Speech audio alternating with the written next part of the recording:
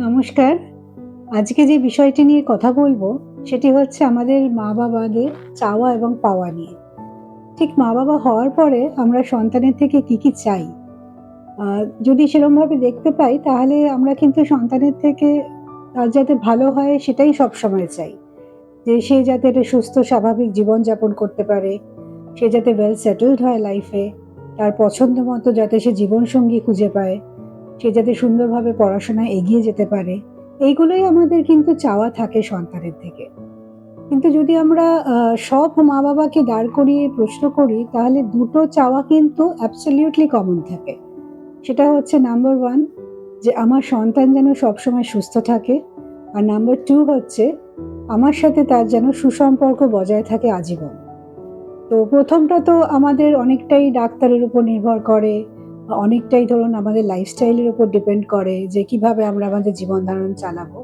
কিন্তু 2nd টা যে সুসম্পর্ক, সেটার জন্য যে স্কিলস গুলো দরকার, সেগুলো কিভাবে আমরা আনতে পারি এবং কিভাবে বাচ্চার সাথে সুসম্পর্ক স্থাপন করতে পারি।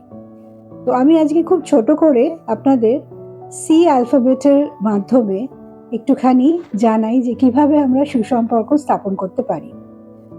আমরা ৫ টা সি নিয়ে আজকে কাজ করব। তার মধ্যে ৩ টে সি করব আর ২ টো সি করব না। ১ম সিটা হচ্ছে কানেক্ট। কানেক্ট মানে কারো সাথে যোগাযোগ স্থাপন করা। তার সাথে সম্পর্ক গড়ার আগে তার সাথে যোগাযোগটা কিভাবে আমরা স্থাপন করব। এই কানেকশনের আন্ডারে পরে হচ্ছে ১মেই হচ্ছে পশ্চার। আপনার সন্তান স্বাভাবিকভাবে আপনার থেকে সাইজে অনেকটা ছোট হবে। সে যদি যখন ছোট থাকবে, তখন সে যদি এখানে দাঁড়িয়ে থাকে আর আপনি যদি এখানে দাঁড়িয়ে তার সাথে কমিউনিকেট করেন, তাহলে দেখবেন কোনোদিনই যেন সেই কমিউনিকেশনটা ঠিক সমানে হয় না এবং সেও যেন কোথাও একটুখানি কুঁকড়ে থাকে। তাই বডি পশ্চার যে সন্তানের সাথে সেম লেভেলে এসে কথা বলা। যদি আপনার সন্তান টিনেজার হয় তাহলে তাকে সেইভাবেই তার সাথে এমন একটি চেয়ারে বসে যাতে সমানভাবে আপনি তার সাথে একই লেভেলে থেকে তার সাথে কমিউনিকেট করতে পারেন। তারপরেরটা হচ্ছে আই কন্ট্যাক্ট।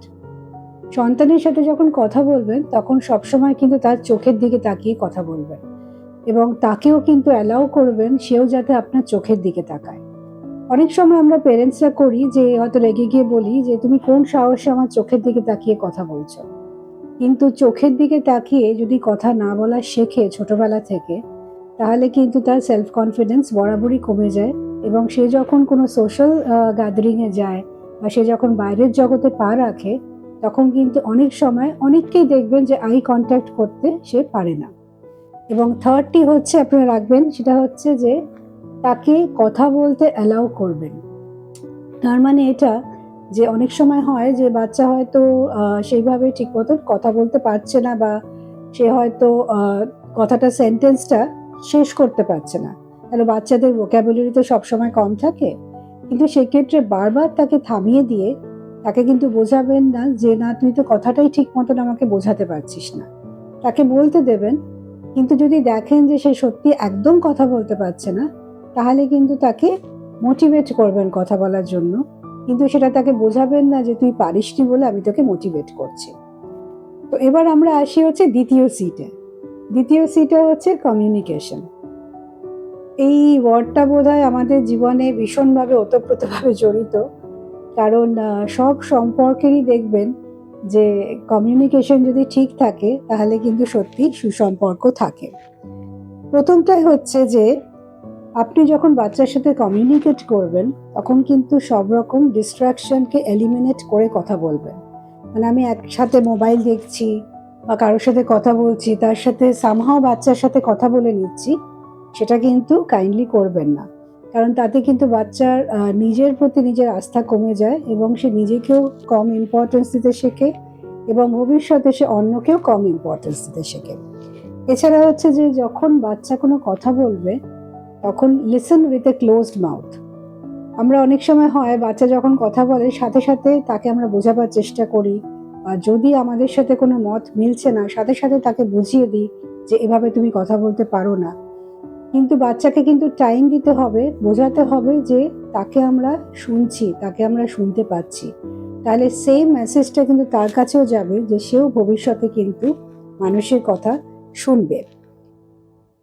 এছাড়া হচ্ছে যে তাকে ঠিক মতন কোয়েশ্চেন করা, রাইট কোয়েশ্চেন, এবং সেটাকে আমরা বলি হচ্ছে open ended question. Open ended question মানে, যেমন ধরুন, যেটা আপনাকে মোটিভেট করবে বিষয়টা নিয়ে আরো কিছু বলার জন্য। একটা খুব ছোট এক্সাম্পল দিয়ে বোঝাচ্ছি, যে সাপোজ ধরুন আপনার বাচ্চা টিনেজার, তো তখন আপনি তাকে একটা টাইমে ভাবলেন যে এবার তো আমার একটু বন্ধুর মতন হওয়া উচিত।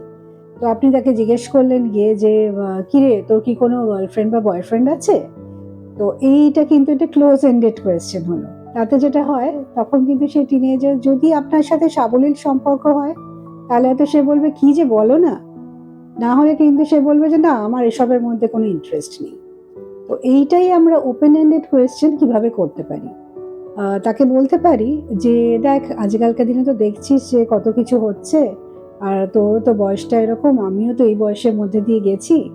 তো এই সময় যেটা হয়, খুব নর্মাল যে আমাদের অপোজিট জেন্ডারের প্রতি অ্যাট্রাকশন ডেভেলপ করে। তো মনে হয় যে আমাদেরও যদি কোনো পার্টনার থাকে, তো সেক্ষেত্রে এই যে এই কনসেপ্টটা যে সবারই কোনো গার্লফ্রেন্ড থাকছে বা বয়ফ্রেন্ড থাকছে, তো এই কনসেপ্টটার সম্বন্ধে তোর কি ধারণা? তো তাতে যেটা হবে, সেটা হয়তো তাকে মোটিভেট করবে যে এই কনসেপ্টটা নিয়ে কথা বলতে বলতে তার বডি পশ্চারে, তার ফেসিয়াল এক্সপ্রেশনসে কিন্তু আপনিও বুঝতে পেরে যেতে পারেন হয়তো যে তার জীবনেও কেউ আছে কিনা।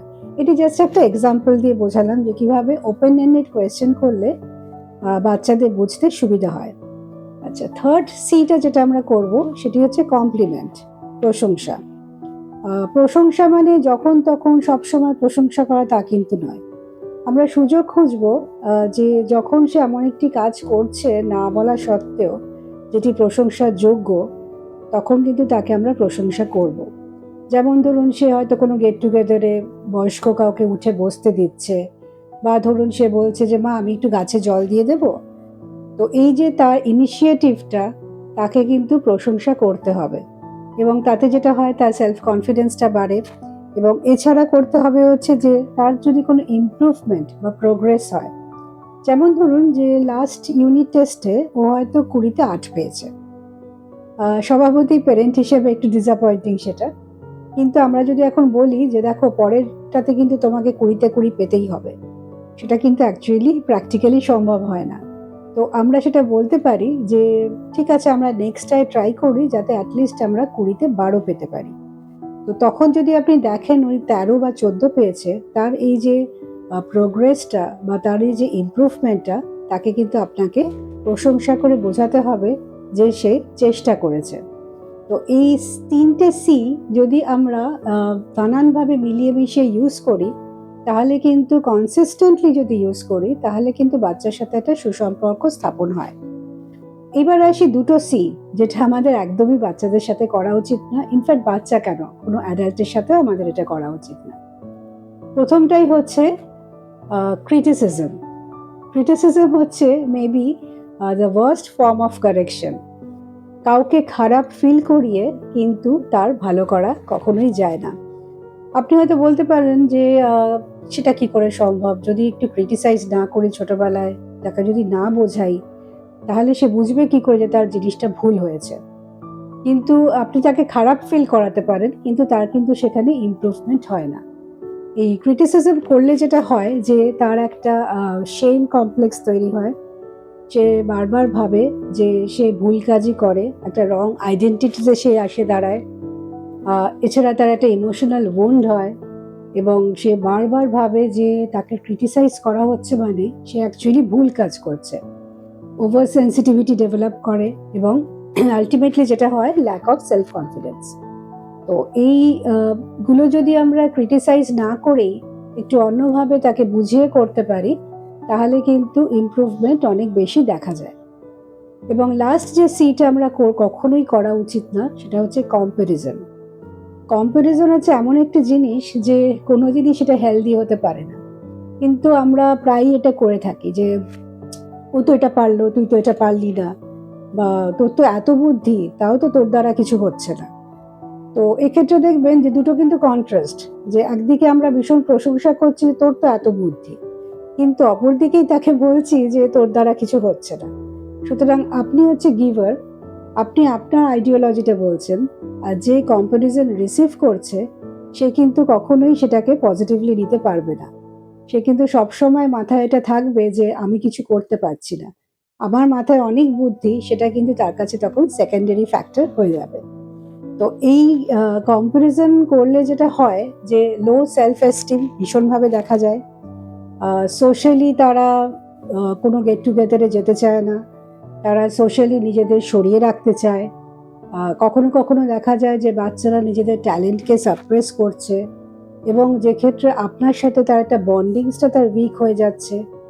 ভীষণভাবে আরেকটা ফল যেটা আমরা দেখতে পাই সেটা হচ্ছে সিবলিং রাইভালরি ডেভেলপ করে। আর কিছু কিছু ক্ষেত্রে দেখা যায়, বিশেষ করে ছেলেদের ক্ষেত্রে, তাদের একটা কেয়ারফ্রি অ্যাটিটিউড হয়ে যায় যে ও আমি তো সবসময় কম্পেয়ার্ড হবই, সেই জন্য আমার এত ভাবনা চিন্তা করে লাভ নেই, আমি যেরকম আছি আমি সেরকমই থাকবো। তো অ্যাকচুয়ালি যেটা হয় জানেন তো, যে আমরা যখন বাইরের জগতে পা দিই তখন কিন্তু এই কম্পারিজন অ্যান্ড ক্রিটিসিজম কিন্তু প্রচুর পরিমাণে আসবে বাইরে থেকে। সুতরাং সেটা কিন্তু আপনি যদি ওকে ঘরে নাও শিখিয়ে দেন, ও কিন্তু বাইরের জগতে পা রেখে শিখে যাবে। কারণ প্রতি মুহূর্তে সে কম্পেয়ার্ড হবে, প্রতি মুহূর্তে সে ক্রিটিসাইজড হবে, এবং সেইখানে এইভাবে যখন সে বৃদ্ধ হতে হতে বাড়িতে ফিরবে, তখন কিন্তু এই তীরগুলো নিয়ে যদি একই জিনিস ফেস করে সে বাড়িতে ঢুকে, তাহলে সেই বাচ্চার মেন্টাল হেলথ কোথায় গিয়ে দাঁড়ায় সেটি নিশ্চয়ই স্বাভাবিকভাবে বুঝতে পারছেন। আজকে আমরা যদি পিছনে ফিরে যাই, হয়তো দেখব আমরাও এরকম অনেক ক্রিটিসিজম এবং অনেক কম্পারিজনের শিকার হয়েছি, যেখানে হয়তো বাড়িতে মন খুলে বলতে পারিনি, এবং সেখানে কোথাও না কোথাও হয়তো আমাদের সেলফ কনফিডেন্স ভীষণভাবেই ব্যাহত হয়েছে। তো এগুলো হচ্ছে খুবই ছোট করে বললাম, কারণ জীবনটা তো অনেক বড়। তো এই 5টা সি, 3টে সি, যেমন হচ্ছে কানেকশন, কমপ্লিমেন্ট এবং কমিউনিকেশন, এটা যদি আমরা প্রপারলি করি, এবং 2টো সি যদি আমরা বাচ্চাদের সাথে না করি, সেটা হচ্ছে ক্রিটিসিজম এবং কম্পারিজন, তাহলে কিন্তু সত্যি আপনি একটা সুসম্পর্ক স্থাপনে একদমই ভীষণভাবে সাকসেসফুল হবেন।